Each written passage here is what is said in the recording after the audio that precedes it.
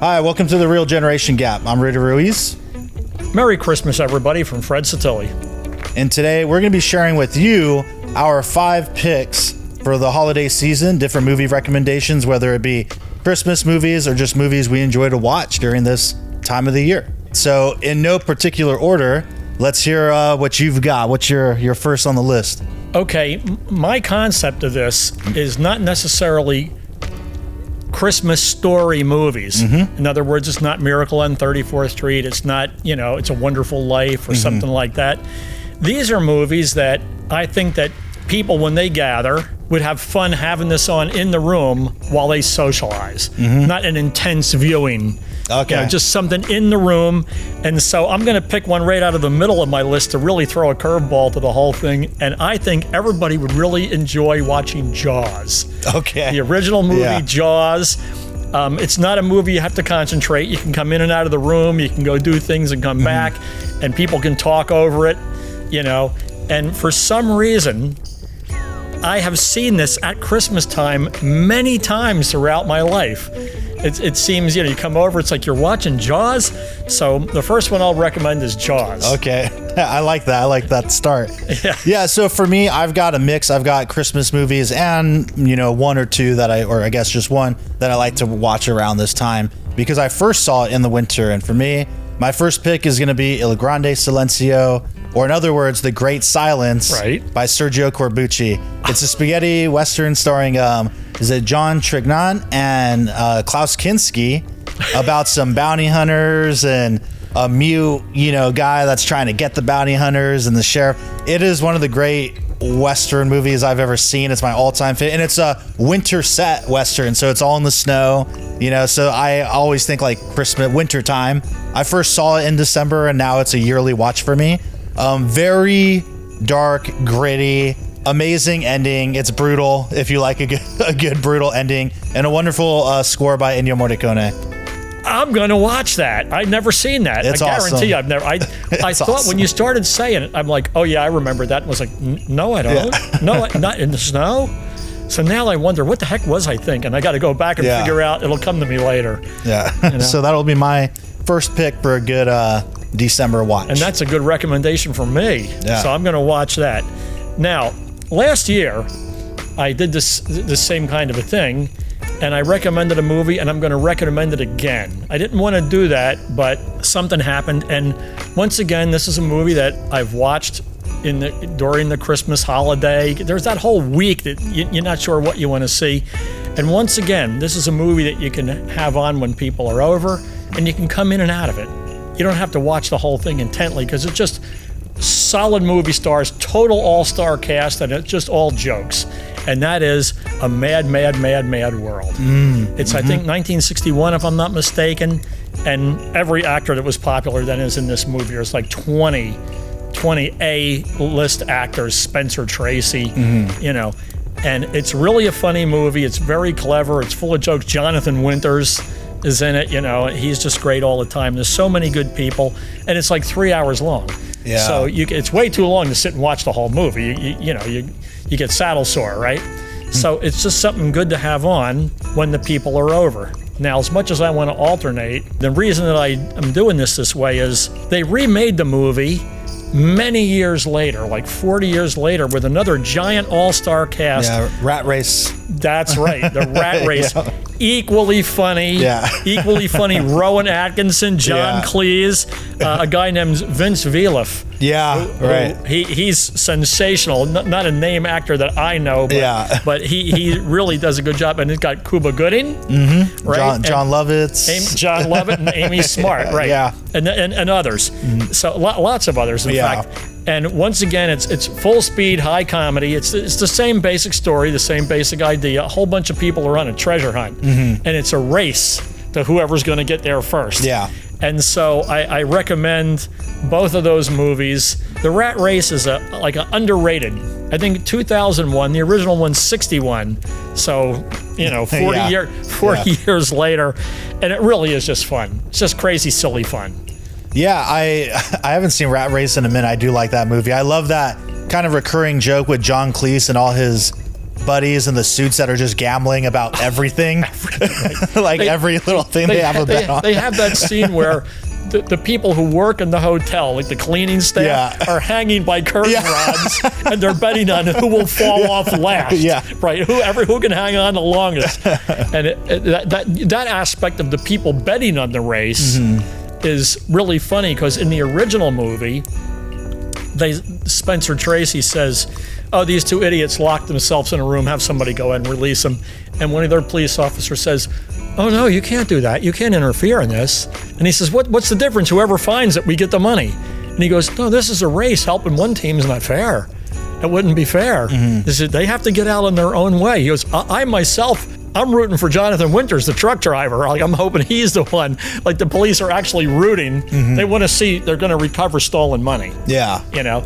Anyway, give us another real good recommendation now. That was a silly two. My next one I'm going to go with is, I'm going to say The Dirty Dozen, man. It's not a winter set movie, but it's another one that I think the same year, a few years ago, that I watched The Great Silence, I also watched The Dirty Dozen. It was a period of, I was on winter break. I was a teacher at the time, so I'm trying to watch the movies I haven't seen yet. And I fell in love with that movie. I think I watched it 2 or 3 times within that week. The Dirty Dozen. Man, that is a movie that you watch straight through. Yeah. I mean, you hunker down, you get your drink in front of you. I will say, all my recommendations, please watch them. They're not background movies. Like, watch them. But another, talking about stacked cast, man. John Cassavetes. Yeah. I mean, Lee Marvin, who we just talked about. Jim Brown, everybody, Charles Bronson, everyone, so many people. If you're one of the people that's into these comic book movies, he was Maggot. Right? That's right, Telly Savalas. If you're not familiar with it, but you're someone who likes comic book movies and you've seen the Suicide Squad, like, this was the Suicide Squad. Like, that's what that's a ripoff of. Inglourious Bastards definitely took massive influence from this movie. But The Dirty Dozen, one of the all-time greats. It really is. Now we'll shift gears and we'll have actually a Christian movie, because Jesus is the reason for the season, right? Like they say, right? So what I'm recommending is the 10 Commandments. Oh, okay. Charlton Heston. Yeah. And it's got classic lines, let my people go and everything. And the special effects are phenomenal. The parting of the Red Sea, and when the staff becomes the serpent, and the gas that comes through Egypt and kills all the firstborn sons and stuff. So it's a Christmas time, the 10 Commandments. It's a must see. Yeah. As far as I'm concerned, it's a wonderful religious aspect. So I think it's really appropriate. Yeah. I wanted to have at least one really good Christian movie. It's a misnomer to say that. There was no Christ yet.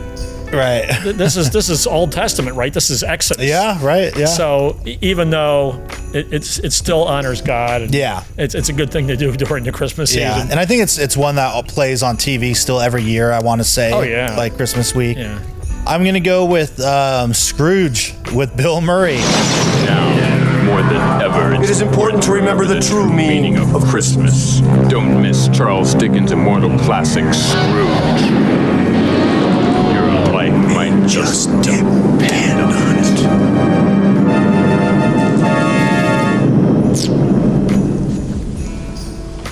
Not bad, huh? There's so many, takes on A Christmas Carol and all that, and I honestly get kind of sick of it. Like, I can go my whole life never seeing any of them again. But Scrooged always hits, and I love, sometimes New Beverly will put it on the double feature with Christmas Vacation, which are and those are two of the Christmas movies I grew up with. Mm-hmm. So it's always a fun double bill if you get to see it there in a theater. Alone, I think. And yeah, Scrooge is just brilliant. Like, that's the only Charles Dickens adaptation I need. That's a funny recommendation. Okay, now a lot of times on Christmas or during that time, you're alone. Everybody has finally left. They've left at 8:00 at night, and you're not going to go to bed for several hours or whatever. So you're alone, or maybe just with your loved one, and that's when you want to see the classic masterpiece of all time, The Godfather. You're going to sit down and get a serious look at GF1, and maybe the next night, because it's a long both, GF2, The Godfather Part 2, which is an absolute, both of them are such a masterpiece in their own right, and together it's an epic. And to me, it's a study Yeah. Being that my name is Satilli. And so I really recommend it's time to review The Godfather for all America. And I don't know if that's your thing out there, but if you find yourself in that quiet period and maybe you've had a drink, you might want to watch that. That's a good set. This feels like the fire's going on and you're just there with your bourbon. That's why this, right? Yeah. You just finished eating some chicken parmesan. I have a bottle of Makers. There you go. I got them, No, that's a good one. That's a really good one. Did you see that show, The Offer? I'm going to do a quick, if you haven't. Paramount Plus. It came out maybe 2 years ago. Oh, no, I don't know about that. It is highly recommend for everybody. The Offer, Miles Teller was the lead actor in it, but it was a limited series, I think 6 or 8 episodes, about the making of The Godfather, and they shot it at Paramount Studios and everything. It's I need that in my inventory. Dude, it's such a good show, and again, it's 6 or 8 episodes, so it's not like you're locked down for 6 seasons. It's not a big commitment, And the Sons of Anarchy or something. Yeah, it's so good. I've watched it twice already, and it's a really good look for anyone who's unsure, like, what do producers even do, and what's that gig, and blah blah blah. It's really about the producer who got it done in the suits, and also it just goes through the whole process. It's really great. I'll leave it at that. The Offer, Paramount. So that's a TV show recommendation. Yeah, TV show. We're not above that. We're not. In fact, I'd like to do more of that, to be perfectly honest. Ooh, anyway, all right, that might be one. Give me another great movie. Close it out. I'm going to do a quick honorable mention, which I kind of said already. Christmas Vacation. I got to throw that in there. Chevy Chase, The Gang. Such a great movie. Laughs every single time. But number 2 on my list right now, I have to go, and this is maybe one where I guess you could put it on in the background if you want. I say still sit down, watch it. If you're lucky, go find a screening of it in Los Angeles somewhere, see it with the crowd in a big theater with loudspeakers. Die Hard. Do you really think you have a chance against us, Mr. Cowboy? Yippee-ki-yay. You hang in there.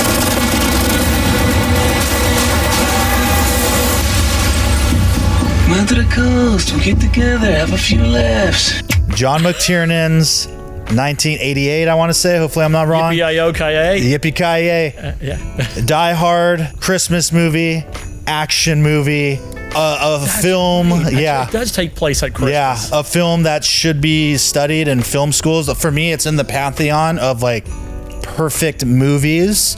And I mean it. If we're talking like script and story structure and everything, every single scene, every moment having a purpose and driving the narrative across forward. Broken glass for me. Oh, I love that. That hurt my feet watching that movie. Such like an incredible film. I mean, what more is there to say about it? If you haven't seen it, I mean, I didn't watch that movie until maybe 10 years ago. For some reason, I never grew up with it, and I absolutely fell in love. The first time I saw it was at a Christmas Eve screening at the New Beverly Cinema. Quentin Tarantino was sitting 2 rows behind me, laughing his head off. It was a packed theater because that's the one that he runs, so it was his film print, I'd imagine. And Die Hard, American classic right there. It sure is. It sure is. Yeah. Is that the end of your list? I have one more. I saw my number one. Let's have it. You want me to go for it? All right, here we go. I did some doubles. Oh, okay. Yeah. My number one, and I just recorded a Drinks in a Movie podcast episode about this. Yeah. We're going Bob Clark's classic Christmas masterpiece, Black Christmas. If you know Bob Clark, y'all thought I was going to say A Christmas Story. Nope. We're doing Black Christmas from 1974 with Margot Kidder, Olivia Hussey. Slasher movie that really kind of started that whole there's no Friday the 13th or Halloween without Black Christmas. Amazingly shot, amazingly well directed. It's Bob Clark like at his peak, I think. Such a great movie. Even stars Keira Dullea from 2001: A Space Odyssey. Yeah. And if you have not seen Black Christmas and you love horror movies, you love a good like slasher film from back in the day, and you want to see once one. Again, it's a late night. Oh yeah, this is not that's while the kiddies are there, right? Yeah, this is you and a couple of beers with your friends. I'm gonna fall asleep before the end, guaranteed. With the cozy cover. Yeah. No, Black Christmas, highly recommend. If you like horror movies, you like good old school slashers, and you want to see the one that really kind of started it all, Black Christmas is the way to go. And I just love the fact too that same director, Bob Clark, would go on to make A Christmas Story, which, they put it on 24 hours on Christmas Day. It's one of the staples in like American holiday cinema, I guess you could say. That's ironic. But his first like Black Christmas is the one for me. So that's my list.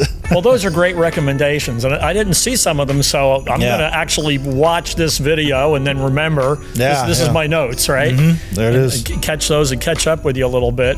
Because you do have an appreciation it's pretty high scale.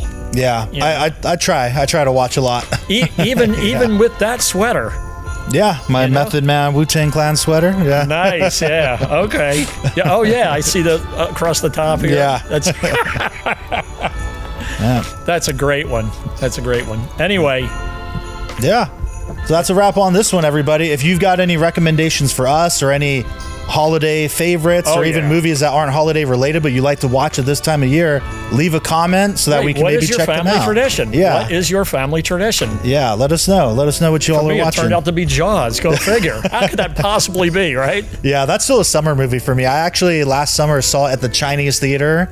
The big full IMAX you're not screen. Afraid to go to theaters and watch these. Oh no, I love it, man! And I went on the 4th of July screening, matinee at the Chinese theater. We're not a closing big crowd. The beach. I love it. And there's even what I love. Sorry, now I digress. But what I love is you get little kids that their parents are and they've never seen Jaws. So the fact that their first time seeing it is on the big screen in the theater that they probably had the premiere there, I'd imagine back in the day, is so I love to hear like young kids and people scream at all the right moments. That would be it's amazing. How they have those inflatable screens that they put on the beach and that would be a great movie to have on the beach. Yeah. I'm sure someone's done that, and if not, they have to make that happen. I guess, as I said in the opening, Merry Christmas to all. And I hope you get a chance to watch some of these movies. Do you have a little message you want to? Yeah, no, that's it. Just stay safe, have fun, drink some bourbon, and happy holidays, Merry Christmas, all that stuff. Yeah. Thanks. See you next year.